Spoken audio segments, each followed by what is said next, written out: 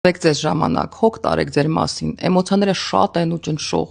կամ միայնակ լինելու զգացողություն, չհասկացված լինելու զգացողություն, դառը ավարտի զգացողություն, կան կյանքի ընթացքի մասին մտքեր, պատերազմից արդեն 6 տարի անցել, Արցախի կորստից 3, այս մարդիկ էլի 5 տարով վերընտրվել են ու այս բոլոր տարիները անցնում են ու իրենց հետ անցնում է մեր կյանքը, ես այդ բոլոր էմոցիաները հասկանում եմ հաճախ կիսում, բայց ես ուզում եմ ասել մի քանի բան, որ իմ կարծիքով կարևոր են։ Հիշեք, նորից հիշեք, որ դուք մենակ չեք։ Մի մտածեք ատելության մասին, մի կենտրոնացեք դրա վրա, մտածեք պայքարի մասին, պայքարողների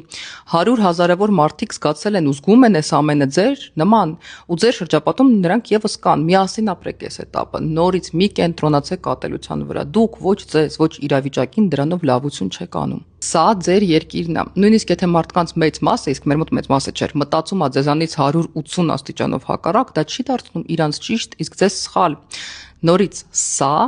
ձեր երկիրն է։ Դուք ունեք իրավունք ձեր երկրի ճակատագիրը տեսնել այնպես, ինչպես ճիշտ եք համարում։ Արժեքի ճիշտ ու սխալը այդ արժեքը դավանող մարդկանց թվով չի որոշվում։ Ես էլ ունեմ կարմիր գծեր։ Իմ վերջին կարմիր գծերը եւս կարող են հատվել, ու ես չեմ բացառում, որ դա կարող է լինել մոտ ապագայում, բայց քանի մենք այստեղ ենք, մենք պայքարում ենք, նույնիսկ եթե պայքարը ընդամենը խոսքն է։ Ու մի քանի պրակտիկ խորհուրդ։ Թրեդսում, Facebook-ում, ընդհանրապես մամուլում հայտնվելու են մեզ այլազգի շնորհավորողներ։ Դեմոկրատիայի, Եվրոպայի հաղթանակի առթիվ թքած իրանց վրա։ Մի կարդացեք, մի նայեք հավանումները,